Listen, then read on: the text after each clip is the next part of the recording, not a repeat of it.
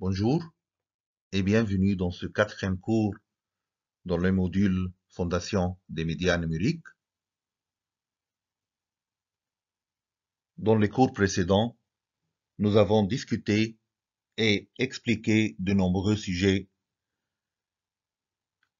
On a posé la question, c'est quoi le numérique?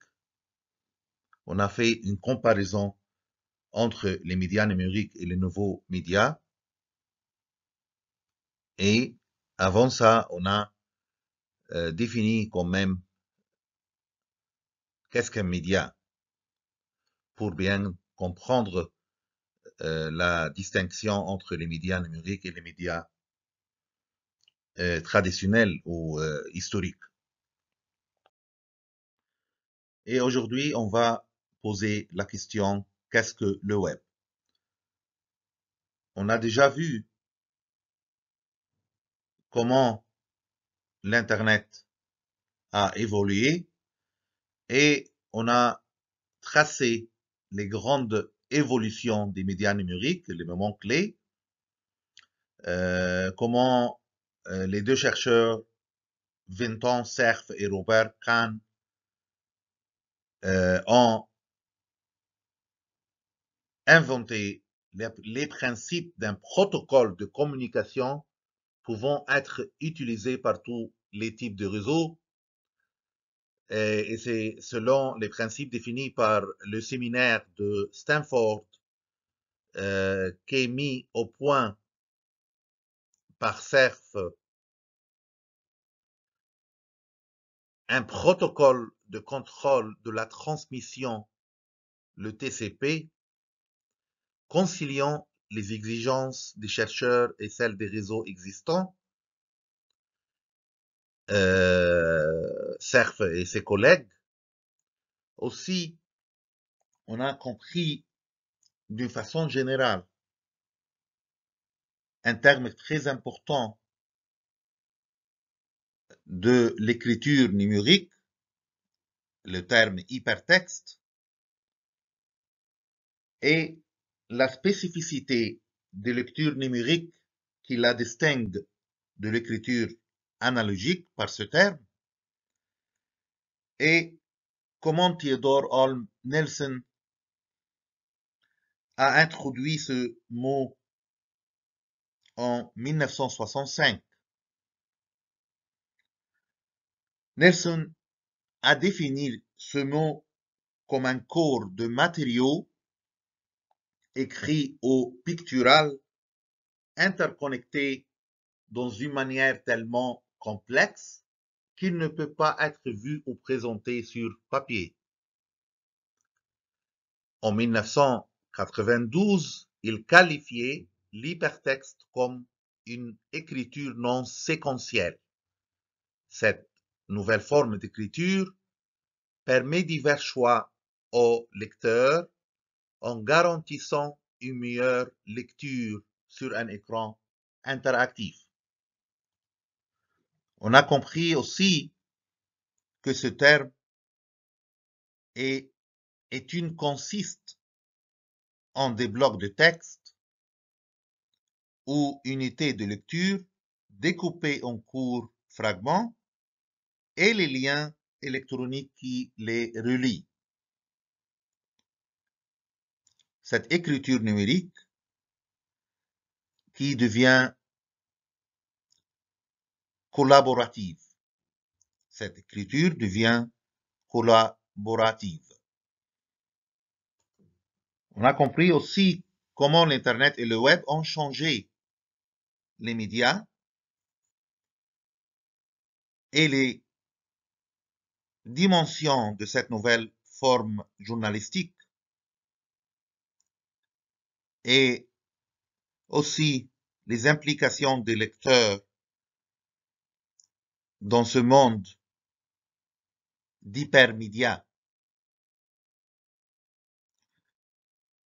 On a compris très bien comment l'idée de l'hypertextualité ne repose pas sur une nouvelle manière de développer l'information, mais plutôt sur l'idée de la lecture environnée. Cette caractéristique qui permet de placer une actualité dans un contexte enrichi historiquement et culturellement.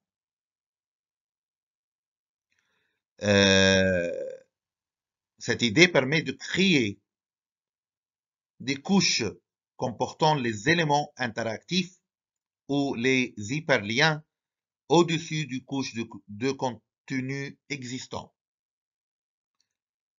Et c'est une forme d'extension de l'objet numérique sur page web qu'on va explorer aujourd'hui aussi dans ce cours, qu'on va aussi expliquer comment le web se fonctionne.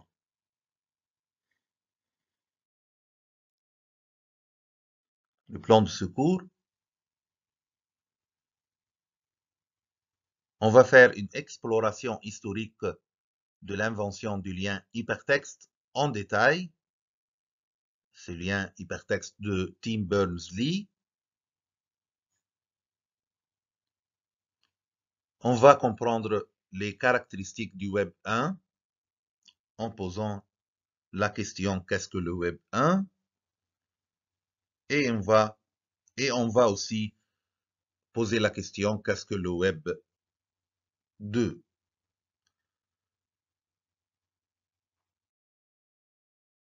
On va maintenant commencer l'exploration historique de l'invention du lien hypertexte en se basant sur l'ouvrage de sociologue Dominique Cadran intitulé Culture numérique. Le web n'est pas né aux États-Unis, mais en Suisse, au CERN. CERN, l'Organisation européenne pour la recherche nucléaire, aussi appelée Laboratoire européen pour la physique des particules. En 1989, l'informaticien britannique Tim Berners-Lee, qui y travaille, propose à sa direction un système de classement documentaire qu'il commencera à développer l'année suivante avec l'informaticien belge Robert Caillot. Berners-Lee imagine de donner une adresse au document nommé URL afin de naviguer de l'un à l'autre.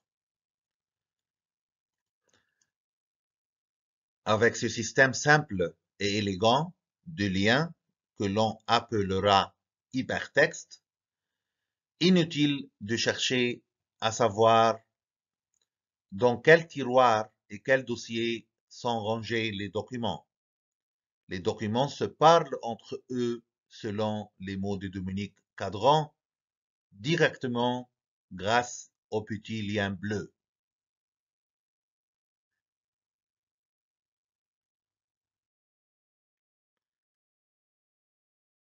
On voit ici Tim Berners-Lee avec le système de classement de documentaire qu'il a proposé en 1989. Ce document original proposant un système d'organisation des documents numériques dans le format du World Wide Web, qui a griffonné sur ce document Mike Sandel, le chef de Tim Berners-Lee au CERN. Cette idée, l'hypertexte, a une longue jeunesse. Les historiens du web, comme l'a mentionné Cadran, font remonter à un fascinant visionnaire. Ces historiens du web la font remonter à un fascinant visionnaire, c'est l'inventeur belge Paul Otlet. Avec son concitoyen Henri de La Fontaine, sénateur socialiste qui obtiendra le prix Nobel de la paix, il se lance au début du XXe siècle dans une entreprise grandiose et utopique. C'est quoi? C'est le Mondanium. Leur ambition, c'est des chercheurs, est de créer une bibliothèque universelle réunissant tous les savoirs, mais en classant les connaissances selon un principe autre que celui des métadonnées, c'est-à-dire les informations qui définissent l'objet à classer, comme le nom de l'auteur, date de parution, genre, etc. Pour Paul Otlet, le classement ne doit pas être fait de l'extérieur du document, mais de l'intérieur, depuis son contenu même. Donc, cette idée d'hypertexte de Tim Berners-Lee, cette idée très importante pour comprendre le monde numérique, les historiens du web la font remonter à un fascinant visionnaire, le Belge Paul Otlet, avec Henri Lafontaine. Ce chercheur se lance au début du XXe siècle dans une entreprise grandiose et utopique. Il a pensé comment on peut classer les connaissances, comment on peut classer tous les savoirs, mais non selon le principe des métadonnées, c'est-à-dire les informations qui définissent l'objet à classer, comme le nom de l'auteur, ainsi de suite, date de parution, genre d'ouvrage, mais, ou genre de savoir, mais selon un autre principe. Pour Port-Outlet, ce classement ne doit pas être fait de l'extérieur du document, mais de l'intérieur. De l'intérieur, ça veut dire quoi? Ça veut dire de contenu même. Et donc, c'est Paul Otlet qu'on voit maintenant.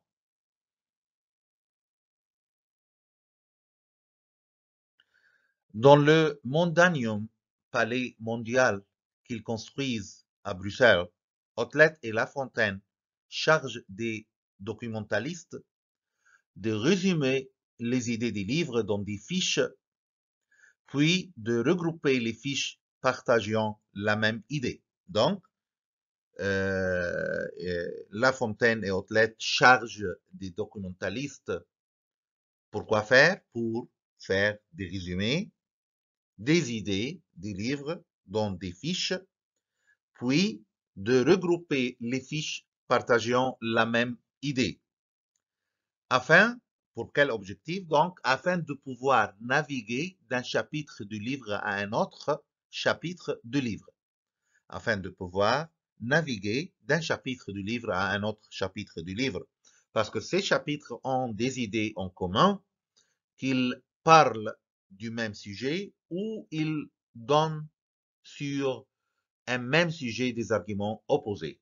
Donc, c'est première phase, Outlet et Lafontaine dans le Mondanium Palais mondial qu'ils construisent à Bruxelles, charge des documentalistes de résumer les idées des livres dans des fiches, puis de regrouper les fiches partageant la même idée. Pour quoi faire? Afin de pouvoir naviguer d'un chapitre du livre à un autre chapitre du livre. Parce que ces chapitres ont des idées en commun, qu'ils parlent du même sujet ou ils donnent sur un même sujet des arguments opposés. Paul Otlet invente ainsi une classification décimale universelle, de CTU, de tous les savoirs, une bibliothèque des idées, un instrument qui permet de faire dialoguer les consciences de l'humanité à travers des fiches rangées dans des milliers de tiroirs. Donc, Paul Otlet invente cette classification décimale universelle de tous les savoirs, une bibliothèque des idées, un instrument qui permet de faire dialoguer les consciences de l'humanité à travers des fiches rangées dans des milliers de tiroirs. Dans l'esprit d'Otlet, il ne s'agit pas simplement de concevoir un nouveau système de classement documentaire. Non. Mais de proposer un projet d'harmonie et de paix mondiale grâce au partage des connaissances entre les différentes cultures de l'humanité. Donc, c'est l'idée, l'invention d'Otlet et de La Fontaine pour partager et tous les savoirs et les connaissances entre les humains.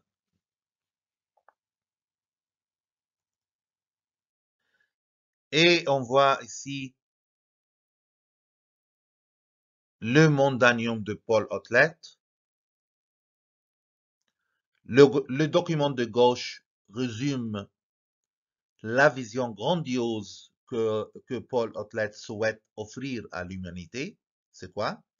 C'est un classement de documents qui permettent de faire dialoguer les intelligences.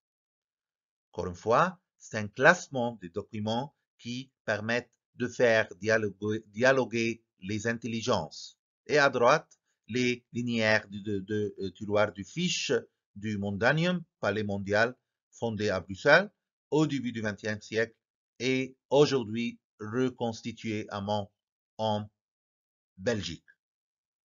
Donc, on voit ici le Mondanium de Paul Otlet.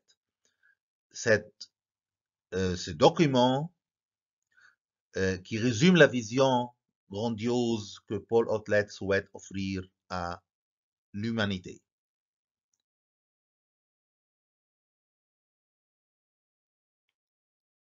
Mais si les idées sont isolées dans des fiches rangées dans des tiroirs, selon l'invention de Otlet et La Fontaine, il reste à trouver un moyen de réunir les fiches qui ont des idées proches. Dans les autres systèmes documentaires qui se mettent en place à l'époque où Otlet et La Fontaine créaient le Mondanium, on imagine alors de percer des trous et des encoches dans chaque fiche. Il suffit de faire passer une tige dans les trous pour que certaines fiches se lèvent, tandis que les autres restent dans le tiroir. Les idées semblables issues du livre différent restent accrochées à la tige. Comme on voit dans cette photo à droite, les cartes perforées contiennent des informations représentées par la présence de trous à un endroit donné. Ce système de classement permet de sélectionner les fiches contenant une même information grâce à une tige passée dans le trou correspondant à cette information. Donc, selon l'invention de Otlet et La Fontaine, les idées restent isolées dans des fiches rangées dans des tiroirs. Donc, on a pensé comment trouver un moyen de réunir les fiches qui ont des idées proches.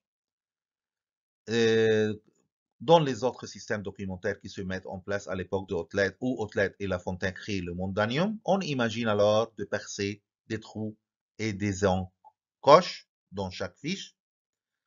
Il suffit de faire passer une tige dans les trous pour que certaines fiches se lèvent, tandis que les autres restent dans le tiroir.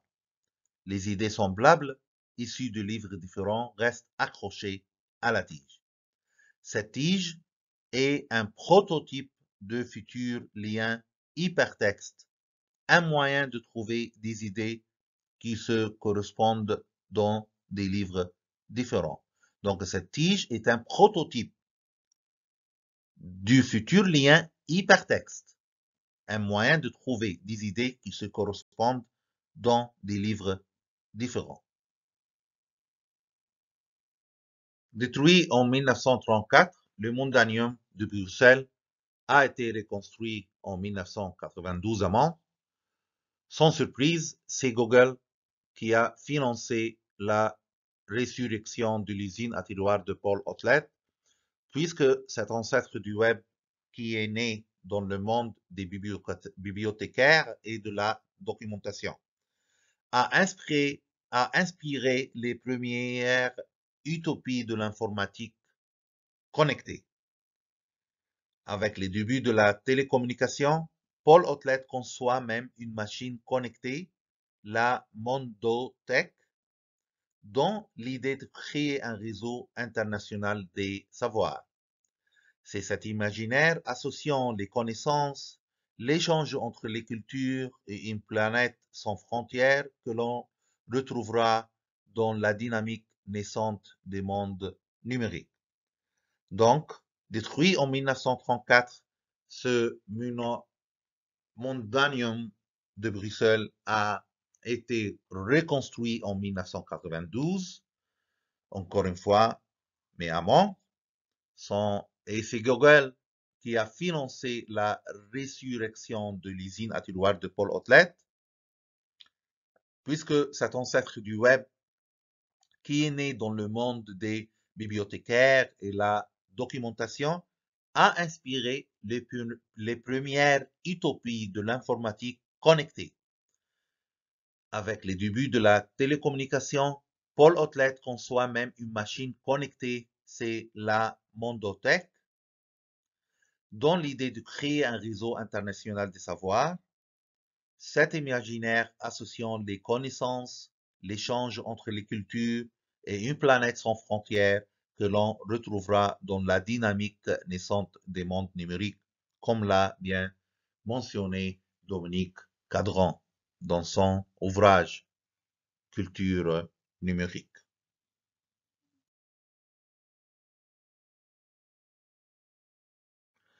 On voit ici la Mondotech de Paul Otlet. À gauche, la reconstruction d'une machine de communication de savoir. Machine de communication de savoir en mondanium. À droite, la représentation du réseau mondial d'échange des savoirs imaginé par Paul Otlet. Donc, comme on voit à gauche, la reconstruction d'une machine de communication des savoirs au mondanium, et à droite, la représentation du réseau mondial d'échange des savoirs imaginé par Paul Otlet. L'idée de confier à une machine le soin de nous faire naviguer dans des vastes ensembles de connaissances a nourri de très nombreux projets tout au long du XXe siècle. En 1945,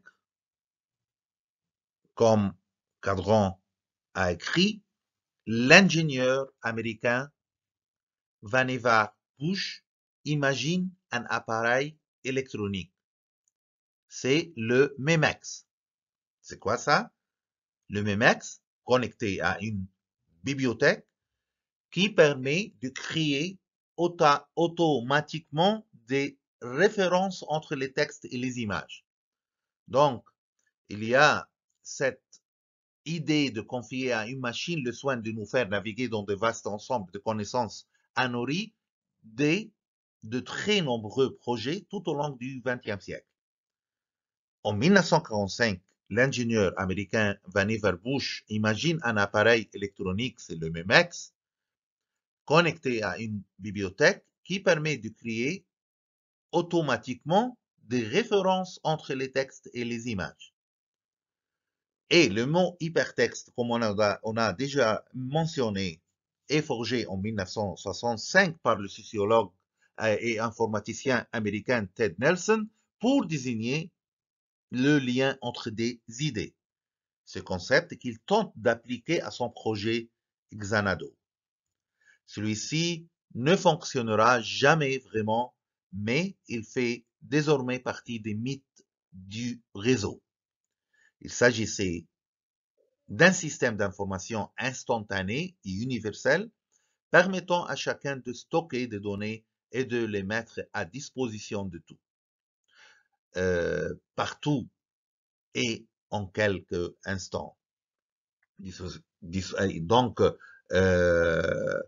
il s'agissait ici d'un système d'information instantané et universel permettant à toute personne de stocker des données et de les mettre à disposition de toute personne aussi, partout en quelques instants. Donc, l'Américain Vannevar Bush, ici on voit son image. Imagine un appareil électronique, le MEMEX, et le sociologue et informaticien américain Ted Nelson aussi, lui, a forgé le mot hypertexte en 1965 pour désigner le lien entre les idées. Bush essaye de créer automatiquement des références entre les textes et les images, et le mot hypertexte aussi désigne le lien entre les idées.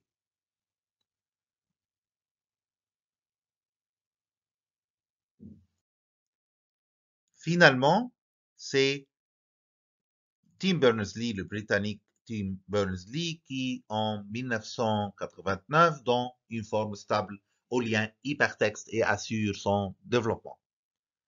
Berners-Lee propose une solution d'ingénieur simple, efficace et facile à concrétiser.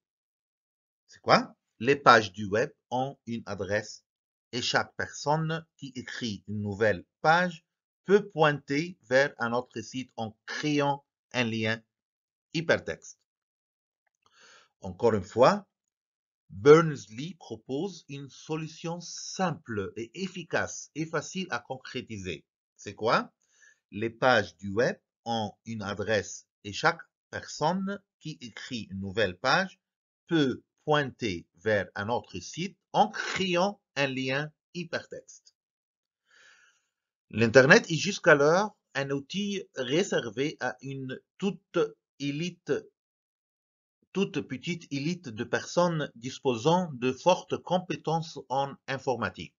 Ceux qui l'ont conçu n'ont jamais imaginé qu'il deviendrait un outil de communication de masse, un outil de communication et d'accès à l'information pour plus de la moitié de l'humanité, puisqu'ils l'ont inventé pour leurs propres besoins.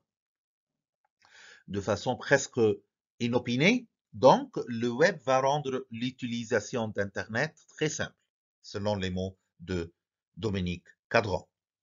Avec le développement extrêmement rapide des usages, l'Internet ne tarde pas à échapper à ses concepteurs. Donc, c'est Tim Berners-Lee, finalement, qui, en 1989, donne une forme stable au lien hypertexte et assure son développement. Berners-Lee propose cette solution simple et efficace que les pages du web ont une adresse et chaque personne qui écrit une nouvelle page peut pointer vers un autre site en créant un lien hypertexte. Donc, ce lien hypertexte est un mot-clé pour comprendre ce monde du web et pour comprendre chaque évolution du monde de web.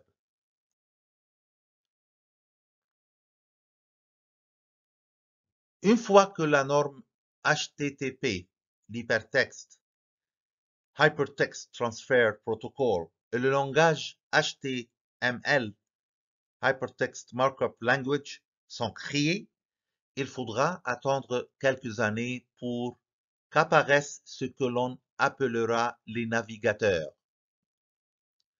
browsers. C'est quoi? Ces logiciels permettent de se déplacer de page en page sans avoir à connaître les adresses des machines. Il suffit donc de passer par les liens. Une fois que la norme HTTP et le langage HTML sont créés, il faudra attendre quelques années pour qu'apparaissent ce que l'on appellera les navigateurs, ces logiciels qui permettent de se déplacer de page en page sans avoir à connaître les adresses des machines.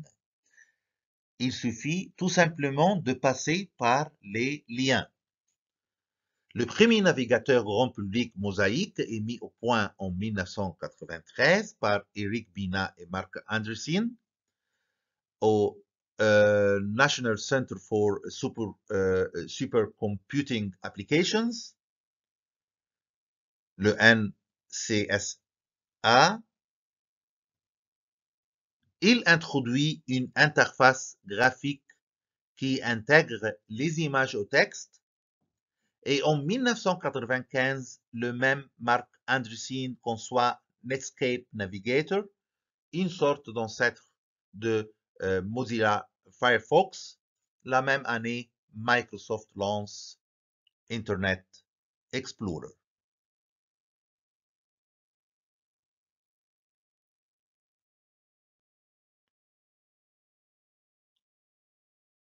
On voit ici le monde web, le World Wide Web, les premières pages du World Wide Web mis en ligne le 13 novembre 1990 et du navigateur Mosaic en 1993. Les premières pages de ce monde, de ce nouveau monde web, World Wide Web et Mosaic. Désormais, comme il l'a mentionné Dominique Cadran, il existe un outil simple et facile d'accès au monde numérique, une vaste extension mondiale de l'informatique connectée qui pénètre dans les domiciles. En juin 1993, on compte 130 sites web. En 1996, ils sont 230 000 et l'on dénombre déjà 36 millions d'utilisateurs, soit 0,9% de la population mondiale. C'est l'année 1995 qui marque le point de départ de la diffusion du web dans le grand public. C'est très important comme date. Même si, à l'époque, on se connecte principalement dans certaines entreprises et dans les universités, les connexions à domicile se multiplient. Les premiers internautes ont eu l'impression de se connecter à un espace où l'information est abondante.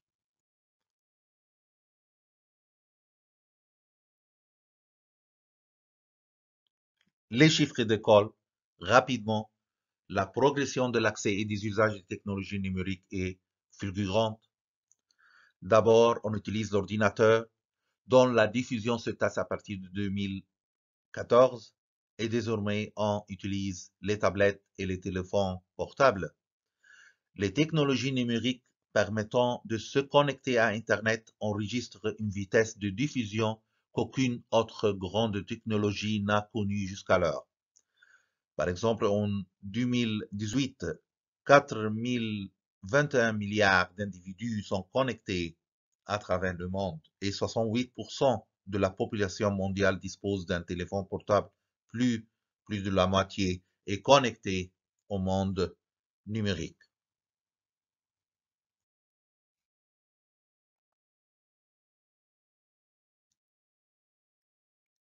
Dominique Cadran a bien mentionné une date très importante. On dit que l'incroyable développement des pratiques numériques n'aurait pas été possible sans une décision fondatrice. Le 30 avril 1993, le CERN renonce à ses droits d'auteur sur les logiciels du World Wide Web, verse toutes les technologies de le HTML dans le domaine public et on publie le code source. Donc maintenant, les liens, à partir de cette date, les liens hypertextes appartiennent désormais à tout le monde. Ils constituent un bien de l'humanité.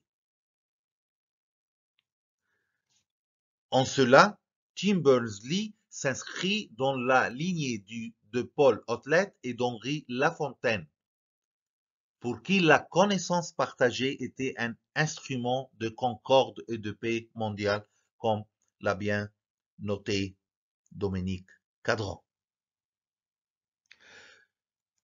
Il écrit, nous l'oublions pas, car plus tard, en 2010, lorsque Facebook généralisera le like en permettant à chaque site web de faire liker ses contenus par les utilisateurs de la plateforme, un nouveau type de lien créera sur la toile. Donc, en 2010, lorsque Facebook généralisera le like en permettant à chaque site web de faire liker ses contenus par les utilisateurs de la plateforme, un nouveau type de lien se créera sur la toile. Un lien qui associe un utilisateur de Facebook à un document, un article, une vidéo ou une photo. Mais le lien de Facebook n'appartient qu'à Facebook. C'est ça la différence entre ces liens et Facebook, le langage HTML qui devient un bien public. Ici, le lien de Facebook n'appartient qu'à Facebook. Il n'est pas public. Les autres plateformes ne peuvent pas l'utiliser ni accéder aux données qu'il permet de rassembler. Le like est un lien propriétaire, tandis que le HTML est un lien public. Le lien hypertexte est un bien commun. Maintenant, on va tracer les caractéristiques du Web 1 au Web 2 selon Neil Brugger. Qu'entend-on par site web? La distinction entre 5 strates analytiques différentes sur le web, c'est très important. L'élément web, la page web, le site web et la sphère web, et le web en tant que tel. L'élément web, un élément web est la plus petite unité analytique possible et peut comprendre, par exemple, une image ou un mot sur une page web. Donc, premier élément à définir ici, premier élément à définir ici, c'est l'élément web. Un élément web est la plus petite unité analytique possible et peut comprendre par exemple une image ou un mot sur une page web. La page web, c'est tout simplement ce qui est visible dans une fenêtre de navigation. La page web est tout ce qui est visible dans une fenêtre de navigation. Brugger donc a fait la distinction entre 5 strates analytiques sur le web. L'élément web, ça veut dire un élément web, ça veut dire la plus petite unité analytique possible et il peut comprendre une image ou un mot sur une page web. Et la page web est tout ce qui est visible dans une fenêtre. Il y a, selon la distinction de Brugger, aussi le site web. Le site web correspond à un nombre de pages web qui forment un tout cohérent. Il y a aussi la sphère web. La sphère web correspond à des éléments, pages et sites que le chercheur et spécialiste du web relie à certains types d'événements ou thèmes, comme par exemple une élection politique, des événements sportifs ou tout autre événement du genre. Et il y a finalement le web en tant que tel. Le web pris dans son ensemble correspond aux normes, institutions et qui le transcendent. Donc le web en tant que tel, le web pris dans son ensemble correspond par exemple aux normes, institutions qui le transcendent. Concernant les technologies qui fondent les bases du web, les technologies qui fondent les bases du web, le HTML, encore une fois, l'Hypertext Markup Language, c'est le langage de mise en forme. Il représente le contenu d'une page web à sa structure.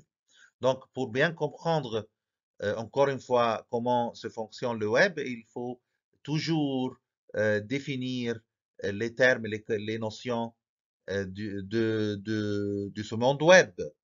Donc, on a vu la différence entre page web, sphère web, et maintenant, on voit aussi les technologies qui fondent les bases du web.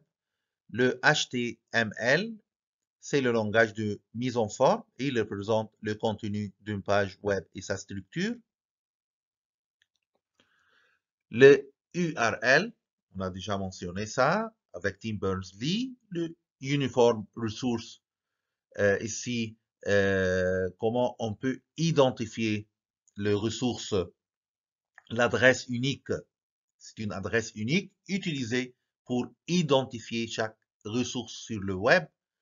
On l'appelle aussi URL, Uniform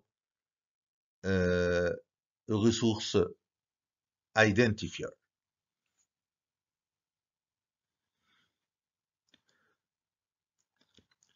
Le HTTP, l'Hypertext Transfer Protocol, c'est un protocole de communication client-serveur.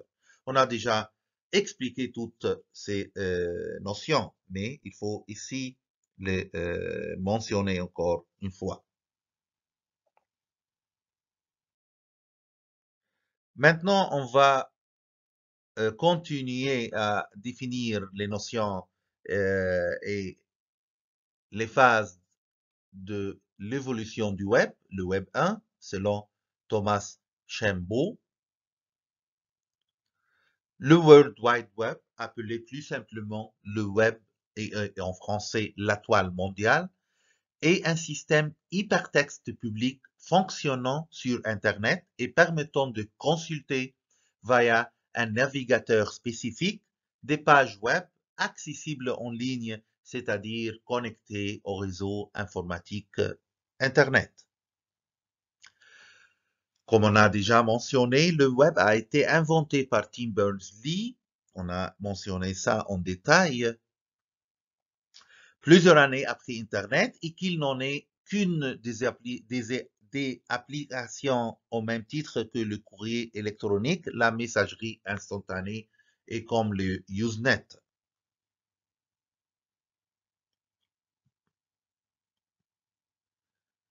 On dit à l'origine, le web comprenait des pages statiques reliées entre elles par des liens hypertextes rarement mises à jour, ce qu'on pourrait appeler le web 1.0. Donc, le World Wide Web, appelé plus simplement le web et en français la toile mondiale, est un système hypertexte public fonctionnant sur Internet et permettant de consulter via un navigateur spécifique des pages web accessibles en ligne, c'est-à-dire connectées au réseau informatique Internet.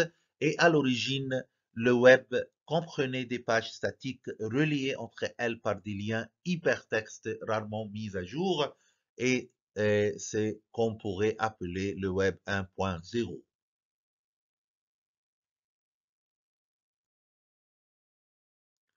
Toujours selon Thomas Shambaugh, les sociétés fonctionnaient alors selon un modèle économique estimant que le web était fait de publication, non de participation, le web 1.0, et que les annonceurs étaient les véritables acteurs moteurs. On pensait qu'Internet serait vite dominé par quelques sites importants. Au milieu des années 90, c'est ensuite développé ce qu'on a appelé les .com. C'est une structure de page fondée cette fois sur un web dynamique où des systèmes de gestion de contenu servaient des pages web créées à la volée à partir d'une base de données en constante évolution. Donc, il y a ici une évolution. C'est l'avènement de langage de script et du DHTML, celui d'un web, parfois appelé également Web 1.5. Les technologies ont un peu changé. Le web se voit moins statique, mais la logique fondamentale centrée sur l'importance des produits du web proposés aux usagers demeurait la même.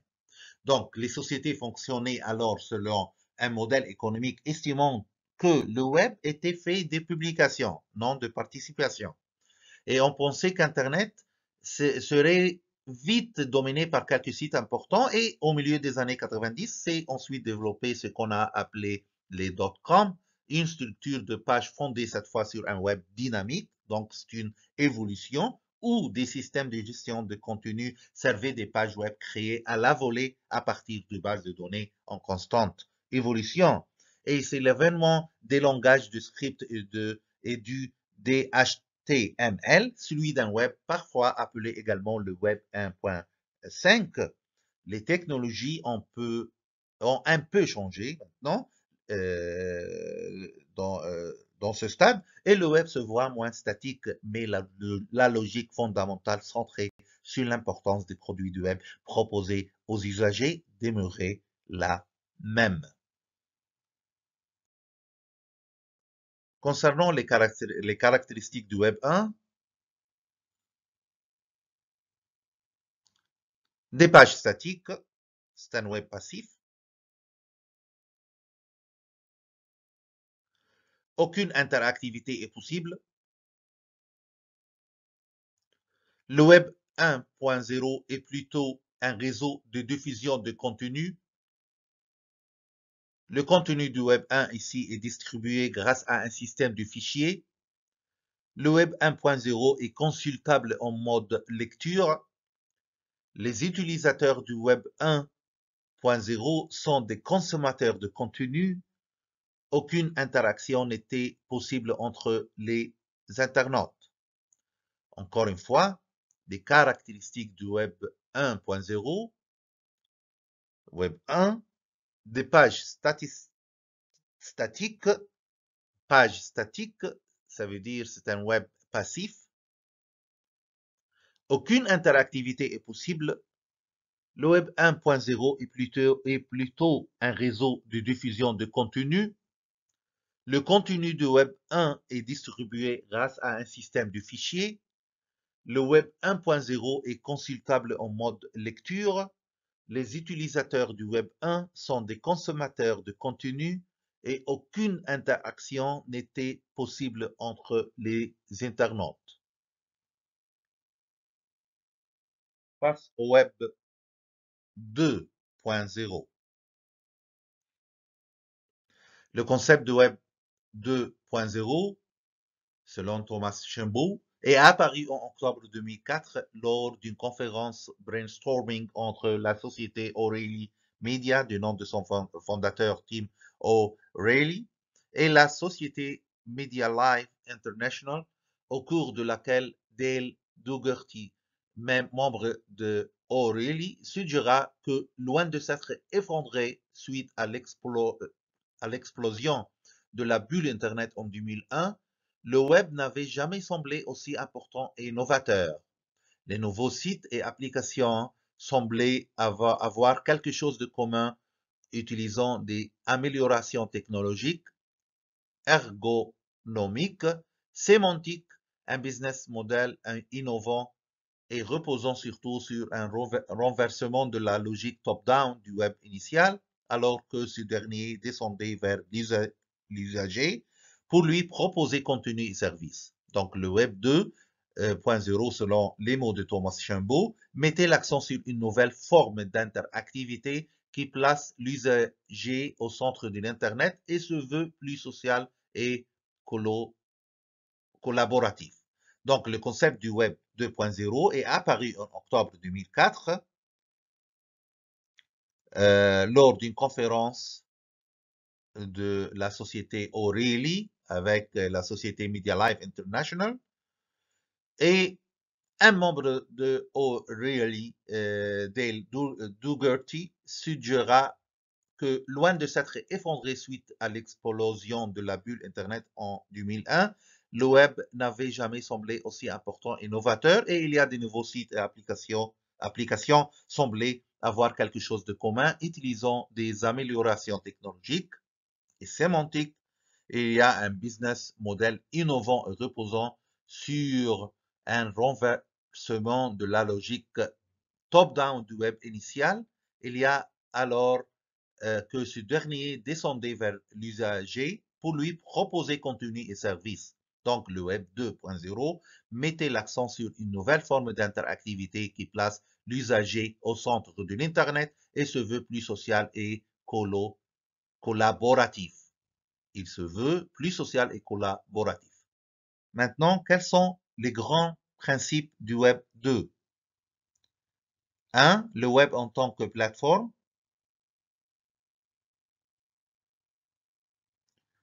La logique du web se libère du fonctionnement économique des licences au profit des applications en ligne, pouvant toucher l'intégralité du web jusqu'à dans sa périphérie.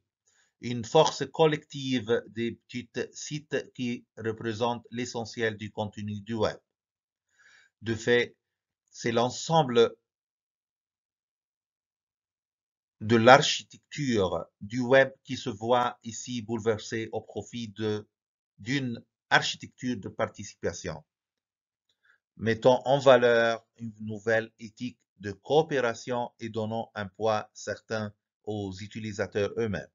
Donc, en effet, c'est l'ensemble de l'architecture du web qui se voit ici bouleversée au profit d'une architecture de participation, mettant en valeur une nouvelle éthique de coopération et donnant un poids certain aux utilisateurs eux-mêmes. Parmi les grands principes du Web 2.0, tirer parti de l'intelligence collective, l'implication des utilisateurs dans le réseau devient le facteur clé pour la suprématie du marché, l'importance grandissante du web social mis en valeur par le phénomène des blogs, l'importance du wiki, le développement des folksonomies et celui d'outils collectifs comme Flickr 5,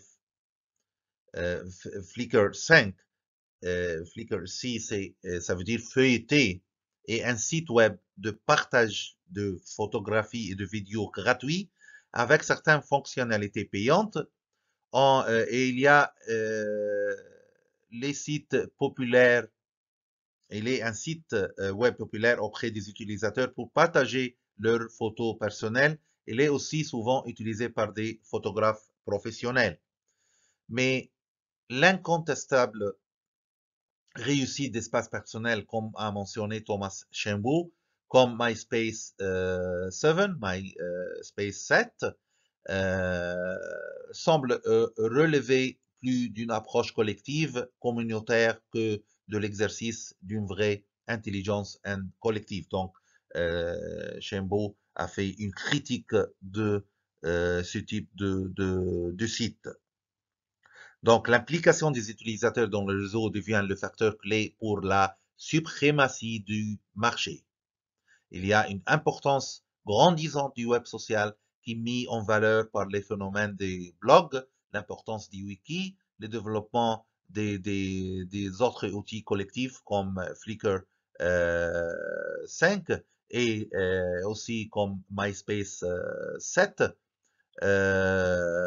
Ici, même s'il y a l'incontestable réussite d'espace personnel, comme on a mentionné, comme MySpace, comme outil ici, semble relever plus d'une approche collective, communautaire, que de l'exercice d'une vraie intelligence collective, comme il a mentionné, comme il a mentionné Thomas Chambaud.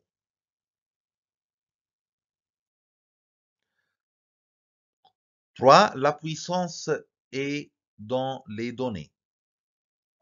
Au-delà du seul niveau des applications, la compétition entre les grandes firmes du web se porte au niveau de la possession de données stratégiques afin de se placé en intermédiaire privilégié auprès des utilisateurs. Donc, au-delà du seul niveau des applications, la compétition entre les grandes firmes du web se porte aussi au niveau de la possession de données stratégiques afin de se placer en intermédiaire privilégié auprès des utilisateurs. L'exemple le plus connu pourrait être celui du moteur de recherche Google, qui a fondé son modèle sur l'utilisation de données des usagers à partir desquels il a créé une base d'exploration, mais on pourrait citer de la même façon l'index de Yahoo ou la base de produits d'Amazon. Une base sans cesse améliorée par l'ajout de données extérieures, mais également de données créées par l'entreprise. Ainsi, la société Amazon, pour continuer avec cet exemple, a-t-elle créé son propre identifiant, le AISN, Amazon Standard Identification Number, est littéralement numéro d'identification standard Amazon, est un code d'identification de produits utilisés par Amazon.com. Donc, l'exemple le plus connu pourrait être celui du moteur de recherche Google ici, comme étant exemple de compétition entre les grandes firmes du web. Pourquoi? Au niveau de la possession des données, non seulement au niveau des applications. Donc ici, il y a une compétition au niveau de la possession des données stratégiques afin de se placer en intermédiaire privilégié auprès des utilisateurs. Et l'exemple, encore une fois, le plus connu pourrait être celui du moteur de recherche Google, qui a fondé son modèle sur l'utilisation des données des usagers à partir desquelles il a créé une base d'exploration, mais on pourrait citer aussi Yahoo et la base de produits d'Amazon. Et ici, cette base sans cesse il y a une amélioration sans cesse de base de données. Ici, il y a toujours des données extérieures, mais également des données créées par l'entreprise même. Et des données créées par l'entreprise même. Ainsi, la société Amazon, pour continuer avec cet exemple, a créé son propre identifiant et le numéro d'identification standard Amazon comme code d'identification de produits utilisés par Amazon.com. De même alors qu'on trouve des logiciels libres qui se sont opposés aux logiciels propriétaires, on voit apparaître des données libres s'opposant aux données propriétaires. Donc, il existe des logiciels libres, il existe des logiciels propriétaires et il existe des données libres et il existe aussi des données propriétaires à travers des initiatives comme Wikipédia ou encore dans des projets tels que GreaseMonkey 8 et c'est une extension pour le navigateur web Mozilla Firefox 2 permettant de modifier le comportement d'une page web. Il est ainsi possible d'intervenir sur une page web pour y ajouter ou supprimer du contenu. On peut intervenir sur une page web pour y ajouter ou supprimer du contenu et y modifier le comportement des liens, entre autres. Donc, il permet à l'utilisateur de s'approprier un peu plus les données envoyées en contrôlant l'affichage. Donc, ici, il y a des données propriétaires et aussi comme données libres et données propriétaires à travers des initiatives comme Wikipédia ou encore des projets comme GreaseMonkey 8 et ce qui permet toujours de modifier le comportement d'une page web. Il est ainsi possible d'intervenir toujours sur une page web pour y ajouter ou supprimer du contenu et y modifier ce qu'on appelle le comportement des liens, entre autres. Donc, il permet à l'utilisateur de s'approprier un peu plus les données envoyées en contrôlant l'affichage. On peut l'utilisateur, donc, il peut s'approprier toujours un peu plus les données envoyées en contrôlant l'affichage. Le principe numéro 4, parmi les grands principes du Web 2.0, selon Thomas Shenbou, c'est la fin des cycles des releases. L'Internet propose le logiciel en tant que service et non plus en tant que produit. Le modèle d'affaires des sociétés de logiciels se voit donc modifié dans ce nouveau monde numérique. Elles ne sortent plus de nouvelles versions de leurs produits, mais une longue période de test. Une longue période de test, dite bêta, leur permettant d'évaluer en temps réel l'efficacité de nouvelles fonctionnalités. Parce qu'en fait, il y a un cycle de vie d'un logiciel qui désigne l'ensemble des étapes de développement d'un logiciel du début de son développement jusqu'à la fin de vie. Et le modèle d'affaires des sociétés de logiciels web se voit modifié. Elles ne sortent plus de nouvelles versions de leurs produits, mais une longue période de test pour permettre d'évaluer en temps réel l'efficacité de nouvelles fonctionnalités. Grand principe du Web 2.0, 5 des modèles de programmation légers. La mise en place, selon Thomas Shenbou, la mise en place de modèles de programmation légers permet la création du système dont l'intérêt repose sur la rapidité et la simplicité d'utilisation. Les technologies récentes comme l'architecture REST, R-E-S-T, et un style d'architecture logicielle définissant un ensemble de contraintes à utiliser pour créer des services web. Les services web conformes au style d'architecture REST établissent une interopérabilité entre les ordinateurs sur Internet. Les services web REST permettent aux systèmes effectuant des requêtes de manipuler des ressources web via leur représentation textuelle à travers un ensemble d'opérations uniformes et prédéfinies son état. Et comme le RSS est syndication vraiment simple, est une famille de formats de données utilisés pour la syndication du contenu web. Un produit RSS est une ressource du World Wide Web dont le contenu est produit automatiquement en fonction des mises à jour d'un site web. Les flux RSS sont des fichiers XML qui sont souvent utilisés par les sites d'actualité et les blogs pour présenter les titres des dernières informations consultables. Le REST et le RSS prennent le pas sur d'autres plus lourdes, comme le Web Service SOAP.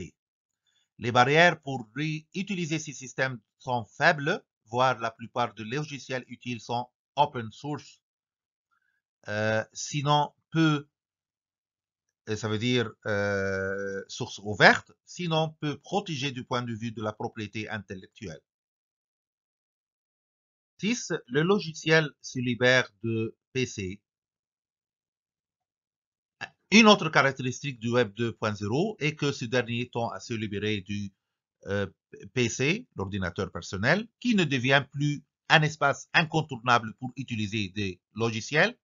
Ainsi, voit-on apparaître des tentatives pour créer des mob top, des bureaux accessibles à partir de son téléphone mobile, tandis que les appareils portables reliés directement à un système web massif à l'instar de l'iPod, dans le domaine de la musique, le PC servant uniquement de mémoire locale ou de station de contrôle semble se développer.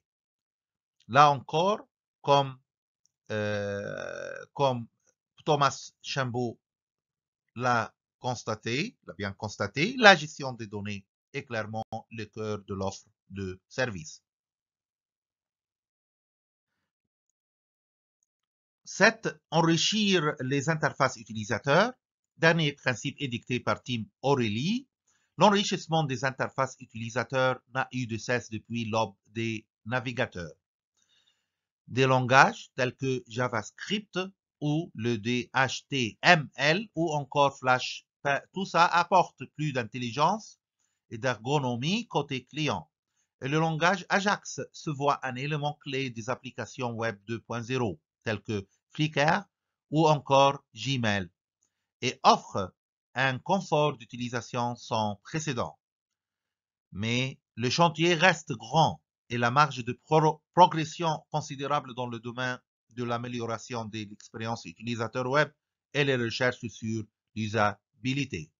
Donc, ce dernier principe est dicté par Tim O'Reilly, c'est l'enrichissement des interfaces utilisateurs qui n'a eu de cesse depuis l'aube des navigateurs et l'existence des langages tels que JavaScript, le HTML ou encore Flash, tout ça apporte plus d'intelligence côté client.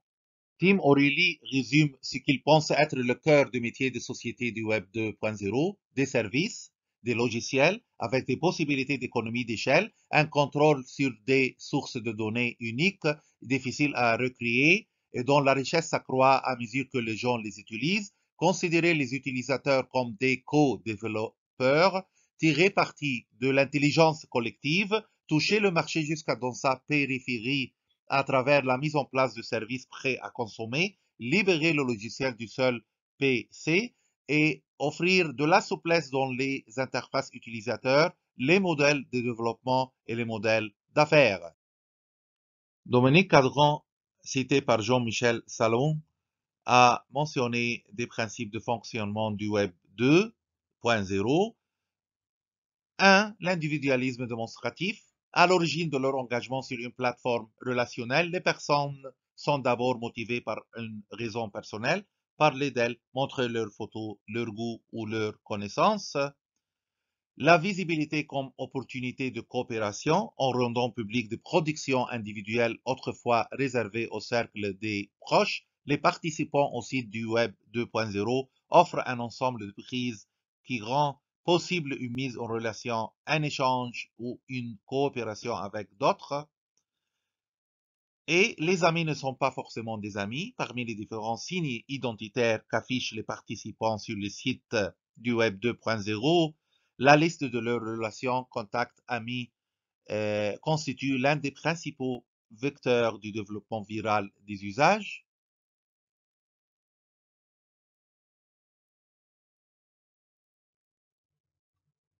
4. Les communautés ne sont que des réseaux solidifiés.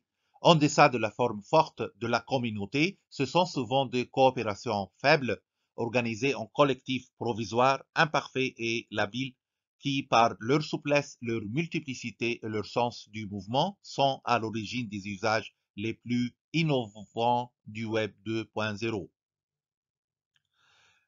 5. La circulation horizontale, la recherche d'informations et la navigation sur les plateformes du Web 2.0 se font rarement sous la forme d'un moteur catégoriel. Elles sont surtout horizontales, les personnes cheminant à travers le réseau étendu d'amis et, par extension, via les contenus et les traces mis en partage par ce cercle social élargi.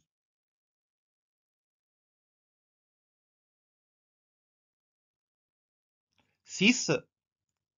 La distribution d'engagement hétérogène. L'intensité de l'engagement dans les plateformes se répartit ensuite systématiquement selon une loi de puissance qui voit une minorité de participants être très actifs, une portion non négligeable participer régulièrement et une grande masse de personnes avoir des usages extrêmement réduits ou quasi nuls. 7. Les petits sont nécessaires aux grands.